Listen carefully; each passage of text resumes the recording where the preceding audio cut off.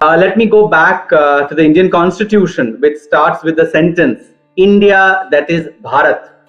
The word India is of recent origin, but the word Bharat is of antiquity. It is most sublime and symbolic.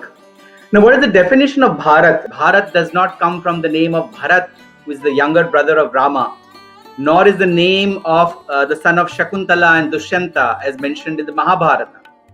In fact, the word Bharat comes from the word, or rather it can be split into two parts. Rati stands for love for, and Bha stands for Bhagwan. But Bhagwan here is not a particular form of God or an aspect of divinity. Bha stands for effulgence, for illumination, for enlightenment. That is the supreme light that Bha stands for. So the word Bharat or Bharatiya means the people who have love for this supreme light. Probably in the Purush Suktam, that's why it is mentioned, Vedahametam Purusham Mahantam, Aditya Varnam Tamasap Parastat. That supreme light which is beyond darkness is the true form, the true nature of divinity. Swami also used to divide the word Bharata into Bhava, Raga and Tala. It is a combination of these three. What do these three stand for? The Bhava is feeling or emotion. The Raga is the rhythm or coordination. And the Tala is the beat or discipline. It is a combination of these three that makes what Bharat is. Bharat also gets its name from Mother Bharati or Saraswati, not the physical form of Saraswati, but the very embodiment of the supreme divine wisdom. And hence Bharatiyas are the children of sages.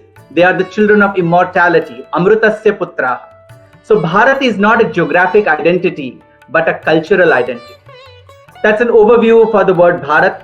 Let me get you into the details of the word Bharat itself and why is it so great. Let me quote Mark Twain, the famous American author, who had said, India is the cradle of human race, the birthplace of human speech, the mother of history, the grandmother of legend, and the great-grandmother of tradition. Why is it that India is considered as such a grand civilization? Because no other civilization in the world today has survived. The Roman, the Mayan, the Greek, the Babylonian, all of them have been lost to time. It is only the Bharatiya culture or the Indian civilization has survived. Why? Because it is based on the message of the Vedas. The Vedas do not owe their origin to a particular sage or prophet, but are verily the sound vibrations which are the revelations received by the sages from supreme divinity. It is the land of Bharat that has given the message of Samasta Loka Sukhino Bhavantu. Whether known or unknown, may all the beings in all the worlds be happy. It is Bharat which has given the message of Ano Bhadra Kratavo Yantu Vishwataha from the Rig Veda, which says that let noble thoughts come to me from all directions.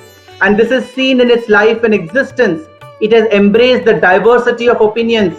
At one end of the spectrum, the crass materialism of Sage Charvaka, who said Rinam Gritva Gritam Pibet, borrow money and consume ghee, to the monism of Sri Adi Shankaracharya, who said that Brahma Satya Jagat Mithya Jivo Brahmaivana Paraha. God alone is truth, this world is an illusion, and the individual is not different from divinity. It is this message which has embraced diversity of religions. Besides the four religions that were born in India, Hinduism, Jainism, Buddhism and Sikhism, whoever came here was protected, they thrived, they were embraced. In AD 52, St. Thomas, the disciple of Christ, came here to share the message of Christianity, and ever since Christianity has thrived. The first mosque outside Arabia was built in Kerala in the lifetime of the Prophet in 1629 AD. Ever since Islam has thrived. The Persians came in the 8th century to protect themselves from Islamic persecution and are now known as Parsis and have assimilated as milk and sugar. The Jews have been coming to India since several millennia for trade, and especially in the years between the two world wars, and they have thrived too. All have thrived. Why? Because it is the Indian message of Vasudhaiva Kutumbakam. The whole world is one family. India has never attacked any nation. It has only defended itself when attacked and defended Dharma when called upon. And yet, India has culturally influenced the whole of the world. We have examples of Indian influence in East Asia, in China and Japan. Let me conclude with the transformation of this philosophy into very tangible ways. Our epics, Ramayana and Mahabharata, are not just pieces of literature, but are itihasa, acharana granthas, which show how we should live in this world and yet not belong to it. The advancement of Indian science and technology, Ayurveda and surgery, going back to Seth Sushruta and Charaka.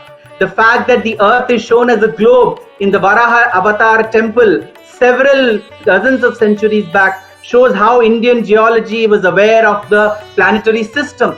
The Surya Siddhanta from the first millennium communicates the distance of the earth to the sun, which has been discovered by Western scientists only in this century. The fact that plants have life is extolled in Jainism and Buddhism. And Bharat discovered zero and had the Jyotish Shastra, which shows the exact movements of planets before the sophisticated Western instruments were invented. I'll conclude with a fact for the younger generation. They will say, okay, all this is fine, but what about the money? If we are such a great civilization, why have we not been materially successful?